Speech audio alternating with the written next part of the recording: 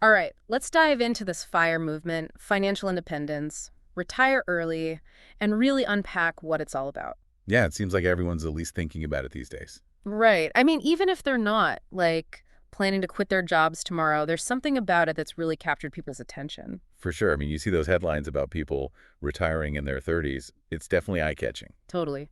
And a recent Shopify survey, actually, they did it with Angus Reid, found that almost half of non-retired adults in the US are at least considering some aspect of FIRE, which is wild. Yeah, that's a pretty significant number. It is. So clearly there's a growing desire for more financial freedom and maybe just like a different way of thinking about work and life. Totally. And I think that's a big part of what makes this so interesting to explore. Definitely. So today we're going to be diving into, all the different aspects of FIRE, the good, the bad, and everything in between. Yeah, because it's not a one-size-fits-all kind of thing. Right, exactly. You've got like lean FIRE, fat FIRE, even Barista FIRE and Coast FIRE. It's a whole spectrum. Lots of different flavors to try. Yeah, yeah, exactly. So our mission today is not just to understand what FIRE is, but to see if any part of it might be relevant, inspiring, useful to, you, the listener, even if full-on early retirement isn't the goal. Yeah, I love that because even if you don't want to retire early, just understanding these FIRE principles can be super valuable for anyone. Totally agree. Okay, so first things first, what does it actually mean to be financially independent? Like, how do we even define that? Well, at its core, it means having enough money, usually invested, so that you can cover all your living expenses without having to work for a paycheck. So basically enough to live off the returns without dipping into the principal. Exactly. It's about reaching a point where work becomes a choice, not a necessity. That's a powerful concept. It But is. how do you actually figure out how much money you need to save to get to that point? That's where this thing called the 4% rule comes in. Okay, I've heard of that, but honestly, I always get a little fuzzy on the details. Can you break it down for us? Sure. It's basically a guideline, and it says that if you withdraw 4% of your invested assets each year and adjust that for inflation, you should be able to make your money last at least 30 years. Okay, that makes sense. So if someone, let's say they figure they need $50,000 a year to live comfortably, how would they use that 4% rule to figure out their FIRE number? So they take that $50,000, multiply it by 25, which is like the inverse of that 4%, and that would give them $1.25 million.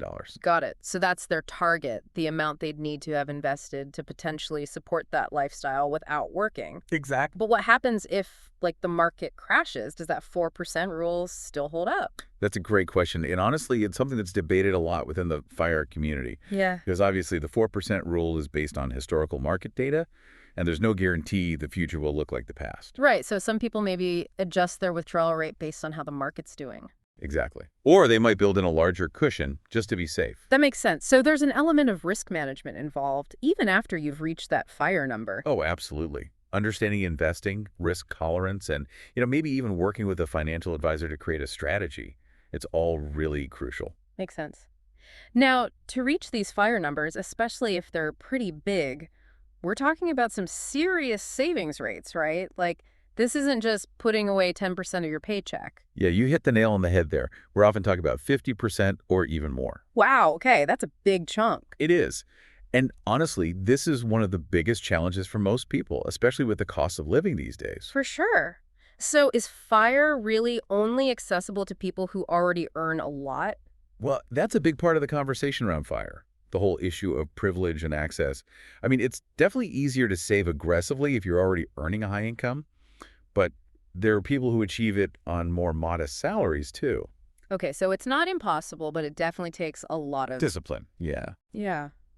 And frugality, right. I mean, I've heard stories of FIRE folks doing some pretty extreme things to cut costs. Oh, yeah. Downsizing their homes, doing a lot of DIY, even like growing their own food. Wow, that's commitment. So how do you view that whole frugality thing? Is it about deprivation, or is it more about just being intentional with your spending? I think it's definitely more about the latter, being intentional. It doesn't have to mean living miserably, but it does require conscious choices. So, like, really thinking about your wants versus needs. Exactly. Mm, And that shift in mindset can be really beneficial, even for people who aren't pursuing FIRE. makes sense. Now, besides saving a ton, investing is obviously a huge part of reaching those FIRE numbers. I mean, you're not just going to stash cash under your mattress and hope for the best. Definitely not. Investing is how you make your money grow over time, ideally faster than inflation. Right. So what are some of the common investment vehicles people use in the FIRE community? You'll see a lot of index funds, stocks, bonds, even real estate. Index funds seem to be particularly popular, right? Yeah, they are. I think it's because they tend to have low fees and they offer built-in diversification. You're not betting on just one company. So less risk. Generally, yes, at least in terms of that kind of stock market risk. Okay. But of course, all investing has some level of risk. For sure, there are no guarantees. Exactly. And it's why it's so important to do your research, understand your risk tolerance, and maybe even get advice from a financial professional. Couldn't agree more. All right, so we've covered those fundamentals. Financial independence, the 4% rule, the importance of high savings rates, frugal living, and smart investing. Now, I want to dig into those different flavors of FIRE because it's not a one-size-fits-all approach, right? Definitely not.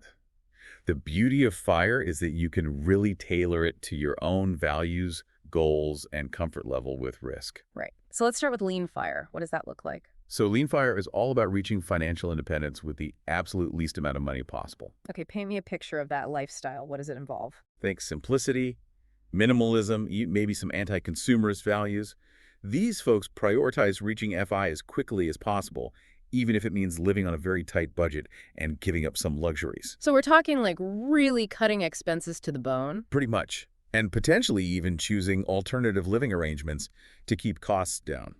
Interesting. So it's not for everyone, obviously. No, but it can be really appealing to people who genuinely value that minimalist lifestyle. And who aren't really looking for a lavish retirement. Exactly. It's about aligning your spending with your values. Then on the other side of the spectrum, you have Fat FIRE, which is all about aiming for a much more comfortable retirement.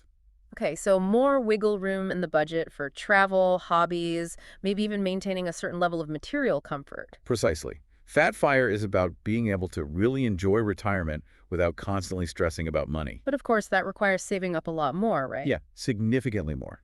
Because your estimated annual expenses are going to be higher, so that 25x multiplier results in a much bigger savings goal. Got it. So Fat FIRE is for people who envision like a really active retirement, maybe filled with travel, or I don't know, starting a collection of vintage sports cars, whatever their passion is. Exactly. Oh, Whatever brings them joy. oh, love it. It seems like these two, lean FIRE and Fat FIRE, are kind of the two ends of a spectrum, and then most people probably fall somewhere in between. Right. And that's where these other approaches come in, like Barista FIRE and Coast FIRE. They offer a bit more flexibility. Okay, so let's unpack those next. What's Barista FIRE all about? So Barista FIRE is kind of a hybrid approach. It's about retiring early, but maybe still working a few hours a week, doing something low stress, Yeah. just to stay engaged, supplement their income, or even maintain those health insurance benefits. Ah, I can see the appeal there. It kind of addresses some of those potential downsides of full retirement, like maybe feeling isolated or losing that sense of purpose. Exactly. And then there's Coast FIRE, which is less about retiring early and more about achieving financial independence sooner. So it's like hitting a certain savings milestone early on and then kind of coasting towards a more traditional retirement age. Yeah, that's the idea. It's about reaching that point where you don't have to work as intensely. So you could maybe reduce your hours, switch to a less demanding role, or even like finally start that business you've always dreamed of. Exactly. It's about having options and flexibility. I like that. Okay, so we've got these different FIRE approaches, each with its own appeal and challenges, but what are some of the big overarching benefits of pursuing FIRE, no matter which path you choose? Well, I think the most obvious one is financial freedom, right? It's that feeling of not being tied to a job you might not love. Yeah, that sense of control must be incredibly empowering. It is. And FIRE isn't just about escaping a job. It's about having the freedom to design a life that's truly aligned with your values. So it can be really good for your well-being, too. Absolutely. It can be a great way to combat stress, prevent burnout, and prioritize your mental and physical health. It sounds pretty amazing, but let's be real, there must be some downsides, too, right? It can't all be sunshine and early retirement parties. You're right. FIRE, like anything, comes with its own set of challenges, and that's something we'll definitely be diving into in the next part of our deep dive. Okay, so we've explored all these different flavors of FIRE. Lean FIRE, Fat FIRE, Barista FIRE, Coast FIRE. But before we get too caught up in, the dream of early retirement, let's get real about some of the challenges. Yeah, because it's not all like sipping cocktails on the beach. Uh-huh, right. It's a big commitment, and it's important to, go in with your eyes wide open. Absolutely. And I think one of the biggest potential downsides is that maintaining those high savings rates like we talked about, it can require some pretty drastic lifestyle changes. Yeah, I mean, 50%, 60%, even more of your income, that's a big chunk to be putting away. It is. And for some people, that constant focus on frugality and budgeting, it can be mentally draining. I can imagine. Like Yeah. always having to say no to things, even if you know it's for a good reason. Exactly. And it can be especially tough if you're, surrounded by people who aren't living that same way. Right, like maybe your friends and family are still spending freely while you're on this super tight budget. Exactly. And then there's the risk of, like, underestimating your expenses in retirement. Mhm. Life is unpredictable. Things happen. Oh, yeah. Unexpected healthcare costs, or you need a new roof, or maybe you end up helping out family members. Exactly. Those things can really add up. And if you've already left the workforce and don't have that income to fall back on, that could be pretty stressful, right? Definitely. It's important to, have a buffer, a margin of safety built into your plan. Makes sense. It makes me wonder, too, are there like psychological aspects to fire that we haven't even touched on yet? Like, even if you hit your number, even if you have enough money, is there still a mental and emotional adjustment? That's a great point, and I think it's something that doesn't get talked about enough. Fire can offer freedom from that 9 to 5 grind, but it can also bring a different kind of pressure. Some people experience a fear of running out of money, even if they have plenty.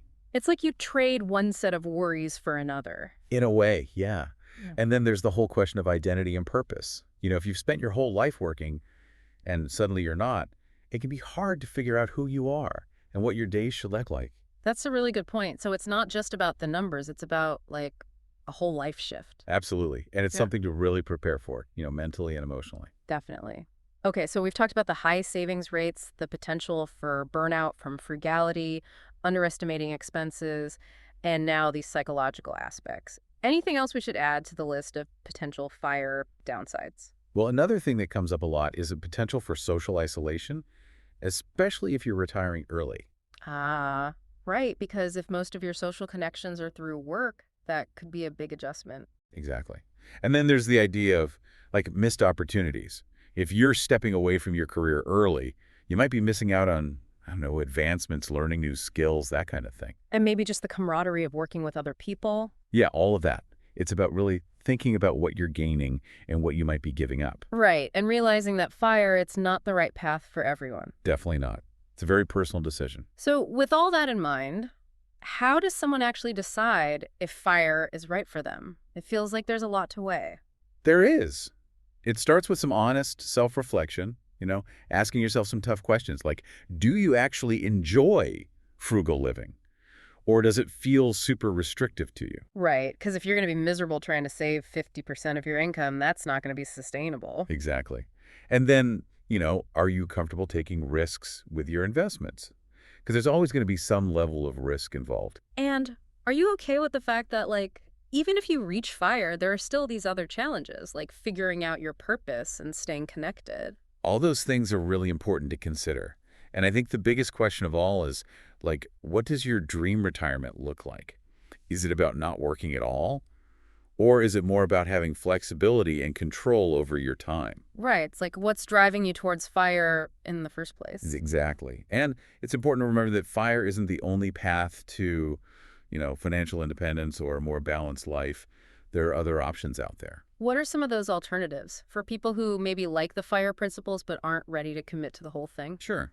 Semi-retirement is one option where you gradually reduce your work hours over time. To like a more phased approach. Exactly. You still have some income coming in, but you're also creating more space for other things. I like that. What else? Well, there are career breaks, where you take some extended time off to travel, volunteer, pursue other interests. Kind of like a mini retirement. Exactly. It could be a great way to recharge and maybe even gain some new perspectives. And some people, maybe they just need to find a less demanding job, something that offers better work-life balance. Yeah, that's a great point. Sometimes it's not about retiring completely. It's just about finding a better fit. Right. It's like taking those core fire values, intentionality, financial awareness, prioritizing what matters, and applying them to create a more fulfilling life, even within, a more traditional work structure. I love that. It's about finding what works for you, and there's no right or wrong answer. Okay, so we've talked about the potential downsides of fire, the psychological considerations, and some alternatives. Now, I want to circle back to that 4% rule because we touched on it earlier, but it seems like it's a pretty important concept to understand, and it also has its fair share of critics, right? Yeah, for sure. I mean, it's a guideline, not a guarantee, Yeah. and it's based on historical market data, but there's no way to know for sure what the future holds. So some people argue that it's just too risky to assume you can withdraw 4% every year for decades, especially with, inflation and rising healthcare costs and all that. Yeah, I mean, if your expenses are higher than you anticipated, or the market takes a major downturn, you could potentially run out of money.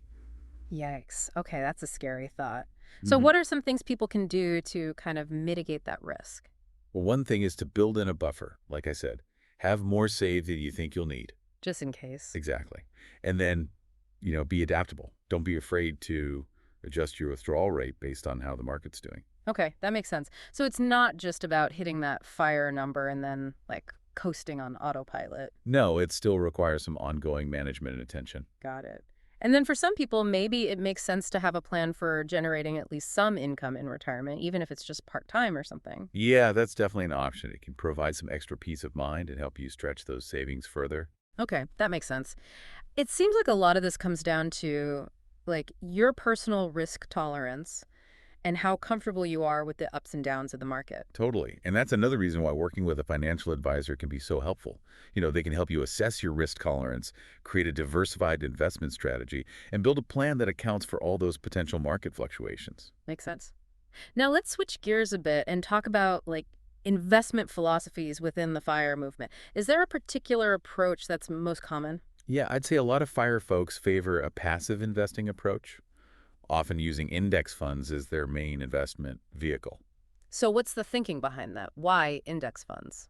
Well, the idea is that it's really hard to consistently beat the market over the long term, and trying to do so often just leads to higher fees and more risk. So it's more about taking a hands-off approach and just trusting in the overall growth of the market. Exactly, and minimizing those fees, because they can really eat into your returns. Makes sense. But there are also FIRE folks who take a more active approach to investing, right? Like picking individual stocks or investing in, I don't know, real estate or cryptocurrency. Yeah, absolutely. It really just depends on your level of knowledge, your risk tolerance, and how much time and energy you're willing to put into it. Right, so it's all about finding what works for you. But it does seem like there's a lot to learn and consider when it comes to FIRE investing. There it is.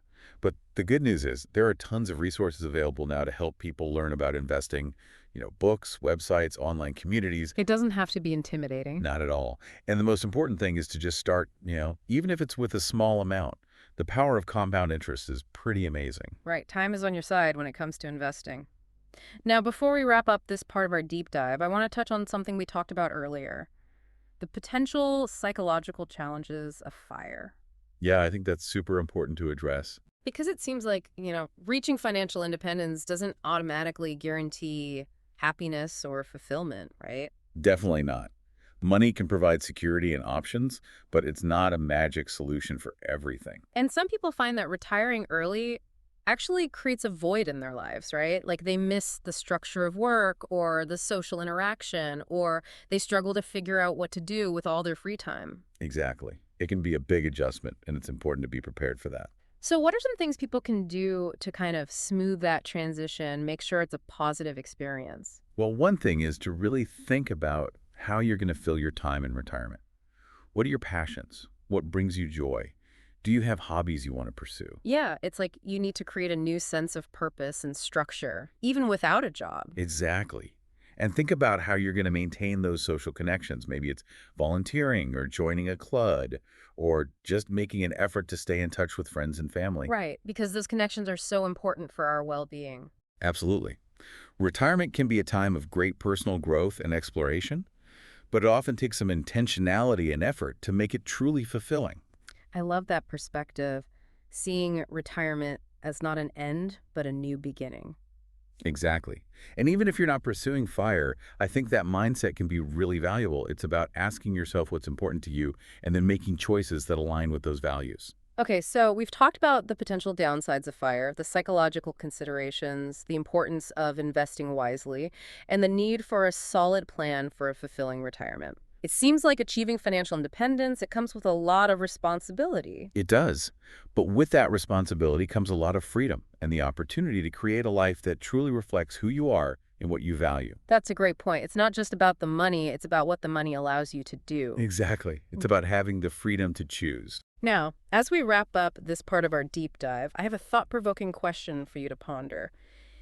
Even if you're not going full fire, what's one principle from this movement that you could apply to your life right now to, gain a bit more financial control and maybe move a little closer to your ideal future? Ooh, that's a good one. Uh, I mean, it could be as simple as creating a budget or automating your savings or maybe tackling some of that high-interest debt. yeah, those are all great starting points. Or maybe it's about exploring ways to boost your income, like, I don't know, starting a side hustle or asking for a raise at work. Right. Anything that helps you feel more empowered and in control of your finances. Exactly. The key is to just take action and start building some momentum towards your goals. Love it. Small steps can lead to big changes. Absolutely.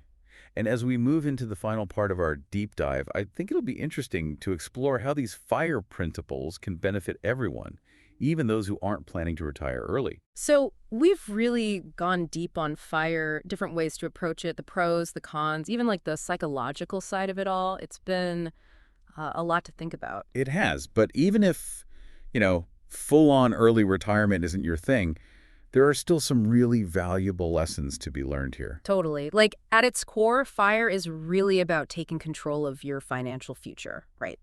Being intentional with your money. Exactly. Understanding your values, making choices that align with your long-term goals, those are all things that can benefit anyone.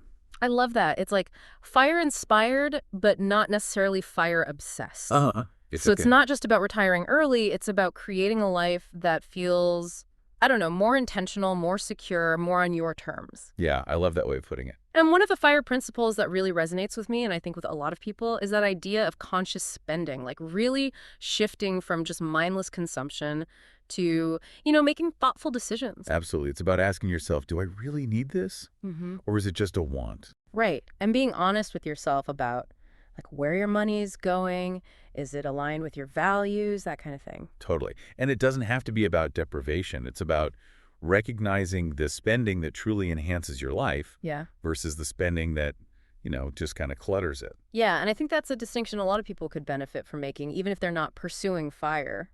For sure. It's a mindset shift that can have a huge impact.